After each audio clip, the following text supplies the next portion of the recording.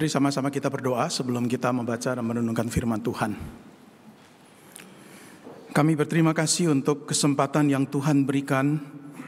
Pada pagi hari ini kami bisa bersama-sama datang di rumah Tuhan, bersekutu dengan Tuhan dan bersekutu dengan saudara seiman kami di dalam ibadah yang kami rindu. Sungguh Tuhan, Engkau dipermuliakan dan kami diberkati. Kami berdoa secara khusus di Minggu Paskah ini. Bila perenungan akan kebenaran firman-Mu berkaitan dengan Paskah, itu sungguh boleh menjadi kekuatan untuk kami di dalam menjalani kehidupan di dunia ini.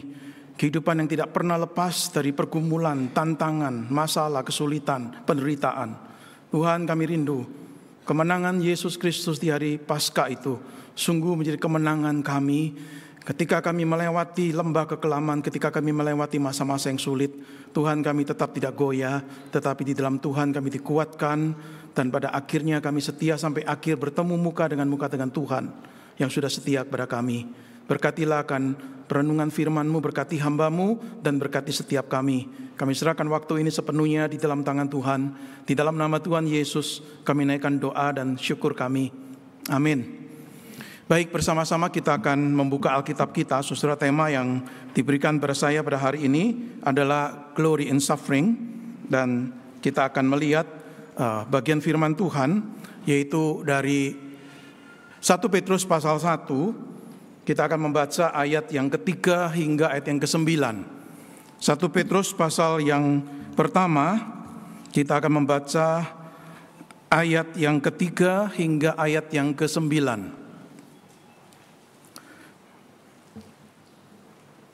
Saya akan bacakan untuk kita sekalian 1 Petrus pasal 1 ayat yang ketiga hingga ayat yang ke-9. Terpujilah Allah dan Bapa Tuhan kita Yesus Kristus, yang karena rahmat-Nya yang besar telah membuat kita lahir kembali melalui kebangkitan Yesus Kristus dari antara orang mati kepada hidup yang penuh pengharapan, untuk menerima warisan yang tidak dapat binasa, yang tidak dapat cemar, dan tidak dapat layu, yang tersimpan di surga bagi kamu, yang dipelihara dalam kekuatan Allah melalui iman-Mu untuk keselamatan yang telah siap dinyatakan pada zaman akhir. Bergembiralah akan hal itu, sekalipun sekarang ini kamu sementara harus berduka cita oleh berbagai pencobaan, yang dimaksudkan untuk membuktikan kemurnian iman-Mu yang jauh lebih tinggi nilainya daripada emas yang fana, yang diuji kemurniannya dengan api, sehingga kamu memperoleh pujian, kemuliaan, dan kehormatan pada saat Yesus Kristus menyatakan diri. Sekalipun kamu belum pernah melihat Dia, kamu mengasihinya. Kamu percaya kepada Dia, sekalipun kamu sekarang tidak melihatnya. Kamu bergembira dengan rasa sukacita yang mulia dan tidak terkatakan, karena kamu telah mencapai tujuan imanmu, yaitu keselamatan jiwamu. Sampai sedemikian jauh pembacaan firman yang berbagai mereka bukan hanya membaca mendengar, tapi yang juga melakukan di dalam kehidupan setiap hari. Saudara yang dikasihi oleh Tuhan, ketika Yesus masih hidup di dunia, beberapa kali Dia memberitahukan kepada para muridnya mengenai penderitaan dan kematian yang akan Dia alami, yang akan Dia hadapi di Yerusalem. Saudara, penderitaan dan kematian itulah yang kita peringati di hari Jumat Agung. Tetapi saudara perhatikan, Yesus bukan hanya bicara tentang penderitaan, tentang kematiannya, tetapi setiap kali pemberitahuan itu, Yesus juga memberitahukan tentang kebangkitannya. Saudara, Yesus tidak pernah memisahkan kematian dan kebangkitannya. Saudara, ketika Rasul Petrus berkhotbah di hari Pentakosta, tercatat di Kisah Rasul pasal yang kedua, dia berkhotbah tentang Yesus yang disalibkan. Tetapi Petrus tidak berhenti cuma bicara Yesus yang disalibkan. Dia lebih lanjut bicara tentang Yesus yang dibangkitkan. Bahkan dia mengutip beberapa ayat dari Perjanjian Lama untuk menopang kebenaran tentang Yesus yang dibangkitkan. Oleh sebab itu, saudara yang dikasihi oleh Tuhan, tidak heran kalau Paulus pernah memberikan ringkasan apa sih Injil itu. Saudara, dia memberikan ringkasan dengan berkata begini, sebab yang sangat penting telah kusampaikan kepadamu, yaitu apa yang telah kuterima sendiri, ialah bahwa Kristus telah mati karena dosa-dosa kita sesuai dengan kitab suci, bahwa Ia telah dikuburkan dan bahwa Ia telah dibangkitkan pada hari yang ketiga sesuai dengan kitab suci. Jadi saudara, kita melihat ketika Paulus mengeringkaskan apa itu the gospel, apa itu Injil, dia menyebutkan tentang Yesus yang mati karena dosa-dosa kita, lalu dia dikubur. Tetapi kemudian dikatakan juga apa? Dia telah dibangkitkan pada hari yang ketiga sesuai dengan kitab suci. Jadi saudara perhatikan, bagi Paulus, Injil itu tidak berfokus cuman kepada kematian Yesus, tetapi juga mencakup kebangkitannya. Maka tepatlah kalau ada orang pernah berkata begini, Injil tanpa kebangkitan itu bukan sekedar Injil tanpa pasal terakhir, tetapi itu bukan Injil sama sekali. The gospel without the resurrection was not merely a gospel without a final chapter. It was not the gospel at all. Itu bukan Injil sama sekali. Oleh sebab itu kita tidak boleh memisahkan Jumat Agung dan Paskah. Tidak boleh memisahkan antara kematian dan kebangkitannya. Dan seringkali saya mendengar orang Kristen kalau bicara keselamatan lebih banyak fokus pada salib. Mengatakan apa? Saliblah yang menyelamatkan kita. Yesus menanggung dosa kita di kayu salib dan berhenti sampai di sana. Tetapi saudara yang dikasih oleh Tuhan, saya berani mengatakan begini, the cross is not enough. Salib itu tidak cukup, saudara. Kenapa? Karena Yesus menyelamatkan kita bukan hanya melalui kematiannya. Yesus menyelamatkan kita dan menebus kita melalui kematian dan kebangkitannya dari antara orang mati. Jadi saudara, kematian kebangkitan ini dua hal yang hakiki yang gak bisa dipisahkan di dalam karya penebusan Allah. Saudara, ini seperti dua sisi dari satu uang logam yang sama. Kebangkitannya memberi makna untuk kematiannya. Demikian juga sebaliknya. Maka tanpa kebangkitan, the cross is meaningless. Tanpa kebangkitan, kayu salib itu tidak ada artinya. Oleh sebab itu, saudara yang dikasih oleh Tuhan, kita harus memberikan nilai dan kepentingan yang sama pada kematian dan kebangkitannya. Saya ambil contoh, saudara Paulus pernah berkata begini, jikalau Kristus tidak dibangkitkan, sia-sialah kepercayaan kamu dan kamu masih hidup dalam dosamu. Artinya Paulus berkata begini, kalau tidak ada kebangkitan, gak ada pengampunan. Engkau tetap hidup dalam dosa. Saudara perhatikan, Paulus tidak menghubungkan cuma sekedar dengan salib nih. Tapi Paulus katakan, jikalau tidak, Kristus tidak dibangkitkan, kita tetap hidup dalam dosa. Atau satu contoh lagi, Paulus pernah berkata di Roma 4 ayat 25, Yesus yang telah diserahkan karena pelanggaran-pelanggaran kita dan dibangkitkan untuk pembenaran kita. Jadi artinya saudara, tanpa kebangkitan, saudara dan saya itu tidak akan pernah dibenarkan. Tidak akan pernah mengalami justification, dinyatakan benar oleh Allah. Saudara, jikalau kita mengerti hal ini, maka kita akan bisa mengerti apa yang dituliskan tadi oleh Rasul Petrus di 1 Petrus pasal 1, khususnya ayat yang ketiga. Petrus berkata begini, terpujilah Allah dan Bapa Tuhan kita Yesus Kristus, yang karena rahmat-Nya yang besar telah membuat kita lahir kembali melalui kebangkitan Yesus Kristus dari antara orang mati kepada suatu hidup yang penuh pengharapan. Saudara perhatikan kalimat ini, yang karena rahmat-Nya yang besar telah membuat kita lahir kembali melalui kebangkitan Yesus Kristus dari antara orang mati. Terjemahan bahasa Inggris New International Version menerjemahkan, in His great mercy He has given us new birth into a living hope through the resurrection of Jesus Christ from the death. Saudara, kelahiran kembali atau kelahiran baru itu pekerjaan penciptaan atau transformasi yang dilakukan oleh Roh Allah yang memberikan hidup baru pada manusia berdosa yang sesungguhnya dalam kondisi mati secara rohani. Saudara, kita menerima kelahiran baru itu karena apa? Karena rahmat Allah. Bukan karena perbuatan kita, bukan karena jasa kita, bukan karena apa yang kita lakukan, tetapi semata-mata karena belas kasihan Tuhan kepada kita. Kita semua orang berdosa membutuhkan yang namanya kelahiran kembali itu. Yesus pernah berkata kepada seorang yang bernama Nikodemus, jikalau seseorang tidak dilahirkan kembali, ia tidak dapat melihat kerajaan Allah. Maka itu sangat penting sekali. Nah, kita melihat kebenaran ini. Saudara, kelahiran kembali dimungkinkan hanya melalui kebangkitan Yesus Kristus dari antara orang mati. Saudara, ketika Kristus mati dan bangkit, itu menyatakan satu kebenaran penting, bahwa kehidupan baru itu akan bisa diberikan. Dan satu waktu saudara dan saya ini juga akan dibangkitkan secara tubuh kita nih. Kita akan diberikan tubuh yang baru, kita akan diberikan kehidupan rohani yang baru. Nah, tubuh yang baru masih kita nantikan, karena itu masih akan terjadi nantinya di masa depan. Tetapi kehidupan yang baru itu sudah diberikan. Kita belum menerima tubuh kebangkitan yang baru, tetapi kita sudah menerima new spiritual life. Oleh sebab itu dalam Alkitab sudah sering kali mendengar ungkapan kita ini dibangkitkan bersama Kristus. Padahal Kristus bangkit sendiri kan. Tetapi Paulus beberapa kali menyebut dengan ungkapan ini, kita ini dibangkitkan bersama dengan Kristus. Artinya kalau Kristus tidak bangkit, maka tidak akan ada new spiritual life. Tidak akan ada kehidupan baru yang bisa diberikan kepada orang-orang yang berdosa. Maka Petrus berkata ini, kita bisa dilahirkan kembali melalui apa? Kebangkitan dari antara orang mati. Tapi bukan hanya di sana, sudah perhatikan. Petrus menunjukkan juga bahwa kelahiran kembali melalui kebangkitan Yesus itu memimpin kepada hidup yang penuh pengharapan.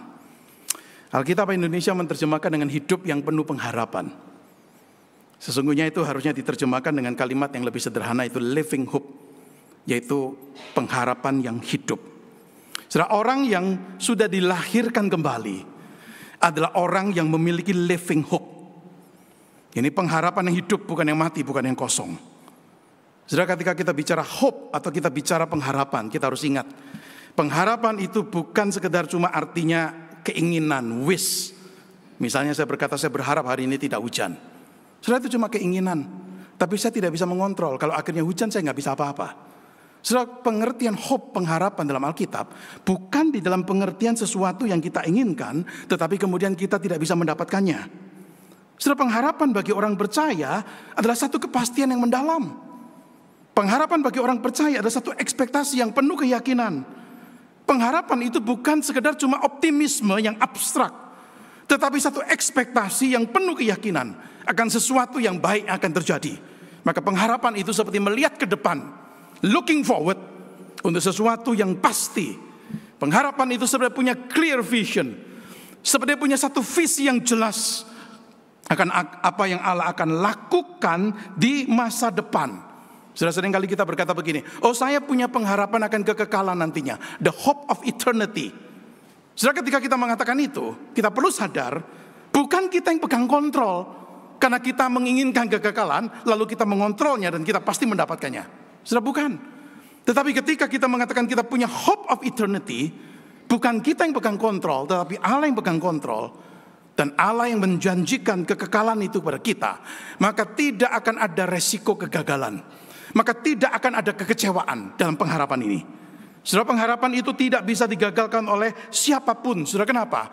Karena itu dijamin oleh Allah sendiri. Dan itu didasarkan pada apa? Kebangkitan Yesus Kristus. Jadi kebangkitan Yesus Kristus itu memberikan kepada kita pengharapan. Menunjukkan saudara bahwa kematian itu bukan kata akhir. Yesus mengalami kematian tapi kemudian dibangkitkan. Kematian gak bisa menahannya. Satu waktu kita akan mati. Tetapi kematian juga tidak akan bisa menahan kita. Karena satu waktu kita akan dibangkitkan dan hidup bersama dengan Allah. Kebangkitan Yesus itu memberikan jaminan. Satu waktu saudara dan saya juga akan dibangkitkan. Kebangkitan Yesus memberikan jaminan. Dia dimuliakan dan satu waktu kita juga akan dimuliakan. Jadi Yesus Kristus adalah fondasi, pengharapan orang percaya. Dan Petrus menyebut di sini, inilah living hope. Inilah pengharapan yang hidup. Saudara, kenapa? Karena kita punya Tuhan dan punya juru selamat yang hidup. Sangat beda sekali dengan orang Yunani Romawi pada waktu itu yang hidup di sekitar orang-orang Kristen. Mereka berharapnya pada apa? Berharapnya pada dewa atau dewi atau patung tertentu yang mereka sembah. Mereka berpikir mereka punya pengharapan. Tetapi saudara, pengharapan mereka itu sesungguhnya pengharapan mati dan sia-sia. Saudara, kenapa? Karena dewa-dewi itu atau patung-patung itu pada dasarnya mati. Maka mereka sesungguhnya tidak punya pengharapan yang hidup. Tapi Petrus di sini berkata apa? Kita ini dilahirkan kembali melalui kebangkitan Yesus, sehingga kita bisa memiliki apa? Living hope ini. Dan sudah perhatikan Petrus kemudian melanjutkan menggambarkan substansi isi dari pengharapan itu dengan memakai ungkapan sebagai satu warisan. Di ayat yang keempat dan kelima dia berkata begini, untuk menerima warisan yang tidak dapat binasa, yang tidak dapat cemar, dan yang tidak dapat layu, yang tersimpan di surga bagi kamu yang dipelihara dalam kekuatan Allah melalui imanmu untuk keselamatan yang telah siap dinyatakan pada zaman akhir. Saudara, akan ada warisan, akan ada inheritance. Ini porsi bagian dan berkat-berkat yang akan kita terima nantinya. Ini bicara keselamatan sempurna dan kehidupan kekal dalam kerajaan Allah. Saudara, warisan yang kita terima itu tidak akan hilang. Petrus berani menjamin. Saudara, kenapa? Karena dia mengatakan itu tersimpan di surga bagi kamu. Gak ada yang bisa mencemari. Gak ada yang bisa menyingkirkan. Gak ada yang bisa mencurinya. Aman, tersimpan di surga. Berarti apa? Tidak ada satu peristiwa apapun di dunia ini yang akan bisa menjangkaunya atau mempengaruhinya. Itu aman, tersimpan di surga bagi kamu. Saudara, inilah living hope ini. Warisan ini aman, secure, safe. Suatu waktu kita akan dapatkan. Dan saudara perhatikan, Petrus itu bukan hanya bicara warisan itu tersimpan di surga bagi kamu. Tapi Petrus juga bicara apa? Kamu dipelihara dalam kekuatan Allah. Kenapa Petrus bisa yakin? Satu waktu orang percaya pasti akan menerima warisan ini. Karena dia berkata apa? Kita ini dipelihara dalam kekuatan Allah. Setelah dipelihara artinya dilindungi, dijaga, terhindar dari hal-hal bahaya yang mungkin bisa terjadi. Dan itulah yang dijanjikan Allah kepada kita anak-anaknya. Betul, kita tetap beriman. Maka dikatakan apa? Dipelihara dalam kekuatan Allah melalui imanmu.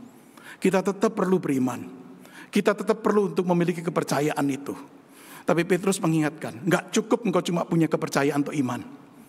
Engkau perlu Allah itu memberikan kekuatan, dan ini diberikan jaminan. Engkau dipelihara, engkau dijaga, engkau dilindungi dalam kuasa Allah itu. Kita dipelihara dalam kuasa Allah itu. Jadi kuasa Allah tidak bekerja tanpa iman pribadi kita. Kuasa Allah itu bekerja menopang akan iman pribadi kita. Kuasa Allah itulah sarana untuk kita ini bisa bertekun sampai akhir. Kekuatan dari Allah itulah yang bisa memberikan energi dan terus-menerus menopang iman setiap kita secara individu ini. Dan penjagaan ini bukan bersifat sementara. Karena dikatakan apa? Kamu yang dipelihara dalam kekuatan Allah melalui imanmu untuk atau sampai nanti keselamatan yang telah siap dinyatakan pada zaman akhir. Sampai nantinya genap nih, kita dijaga. Sudah ada orang berkata satu kalimat yang seperti ini. Allah menjaga warisan itu untuk kita. Dan Dia menjaga kita untuk warisan itu. Allah menjaga harta itu untuk kita. Dan Allah juga menjaga kita. Supaya satu waktu kita itu akan menikmati harta itu secara benar, dengan benar. Sudah, itu kombinasi yang luar biasa. Allah bekerja menyimpan di surga. Dan Allah juga bekerja memelihara kita. Sehingga satu waktu akhirnya warisan itu akan betul-betul menjadi milik kita. Saudara, setelah bicara tentang living hope ini, di ayat 3 sampai yang kelima,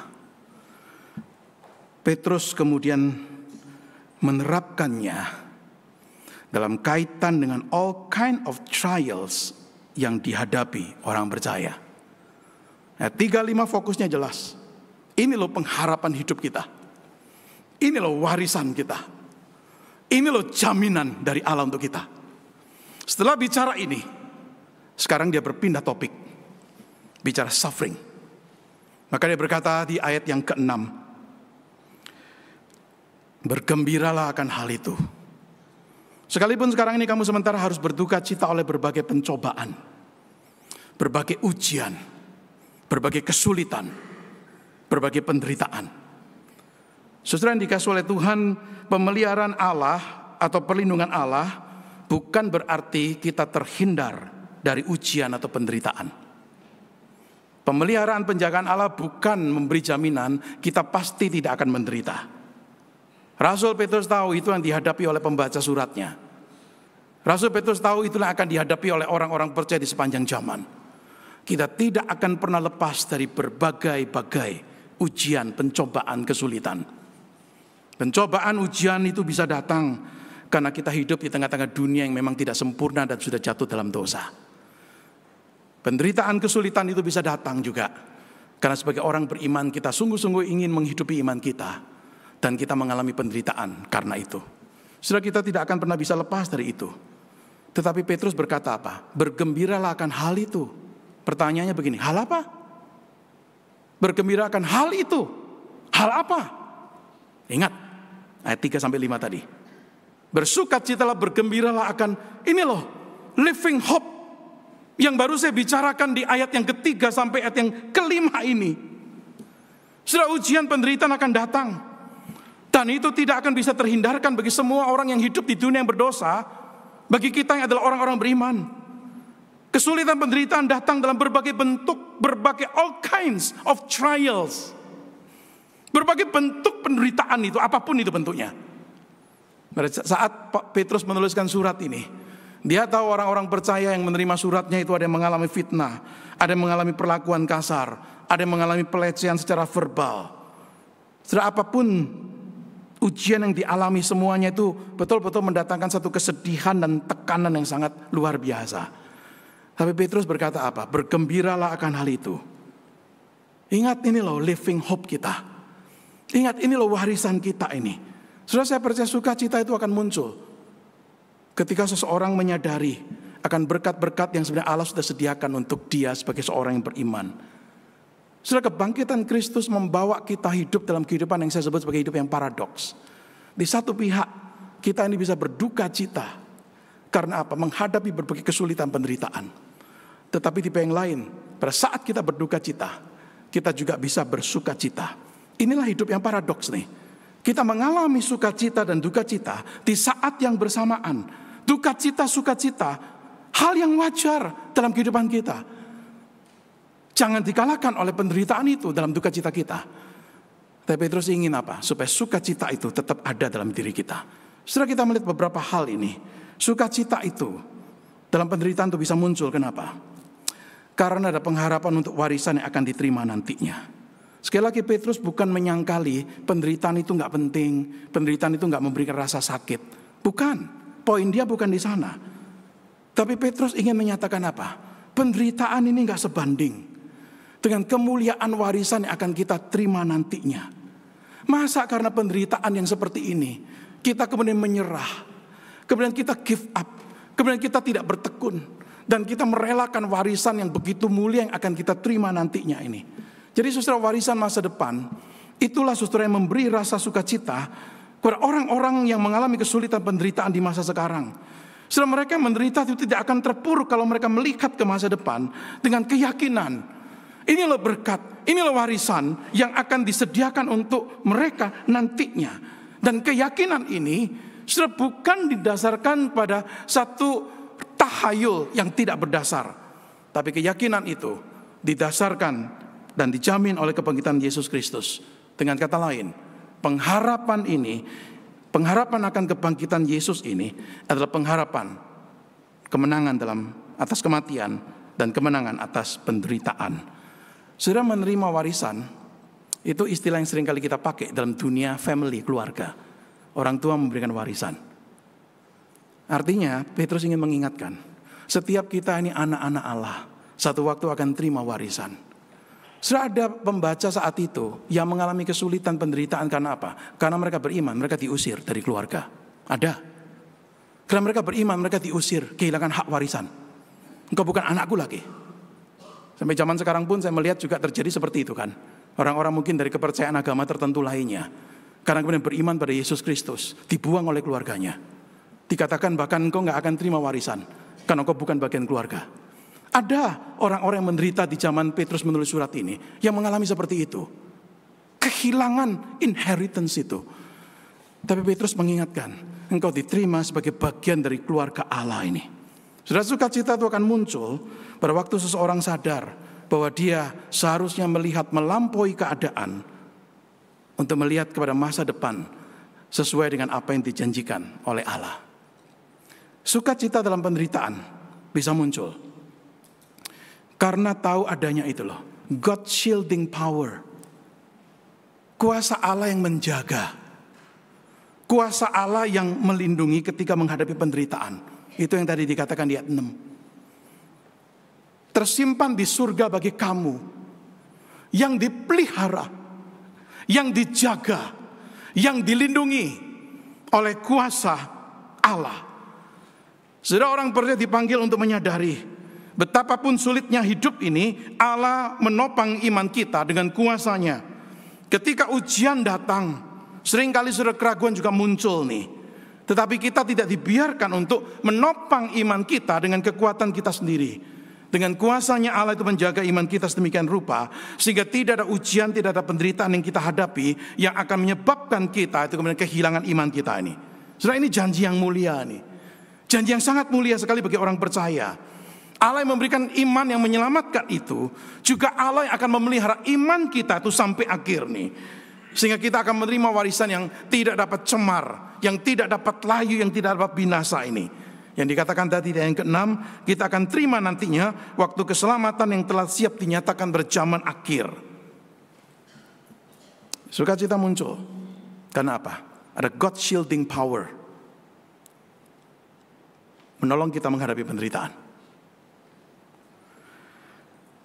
Sukacita dalam penderitaan muncul karena tahu penderitaan itu sementara dibandingkan dengan kemuliaan yang kekal. Tadi dengan jelas sekali Petrus berkata di ayat yang ke-6, bergembiralah karena itu sekalipun sekarang ini kamu sementara harus berduka cita oleh berbagai pencobaan.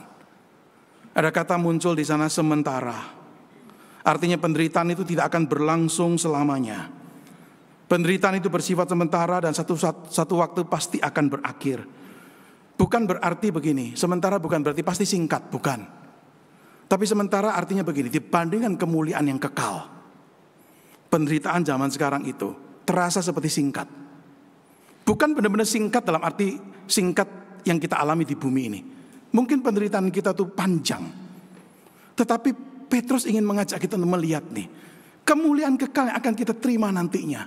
Dibandingkan dengan kekekalan itu, maka yang kita alami di dalam dunia ini adalah penderitaan yang bersifat sementara.